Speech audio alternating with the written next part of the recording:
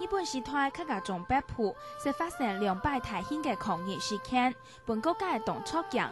王荣禄感觉其中有问题，韩国日本文献如动都唔错，为到求证，拜访巴兰嘅蔡天意，完成了日普用脚写出来嘅北部事件文史。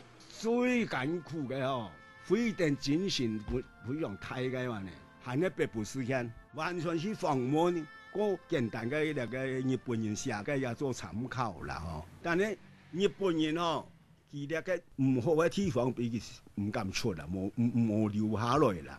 你看也個冇用的事。認為對台灣史動入興趣，王榮禄萬年會熟悉幾下8本嘅文史資料，屋卡就係呢隻圖書庫。認為對圖書當中發現台灣史實資料多，同少有客家相關記錄，故受挑戰客家文史世界，甚至推翻當唔錯嘅客觀點。客家人客家嘅名稱嘅來源啊，羅上人所講可能客府而來啦，下向嘅發現啊。主羅人之啊，用客夫樣嘅按照客夫呢，我來嘅先來嘅人啊，唔係大想講客家人啊。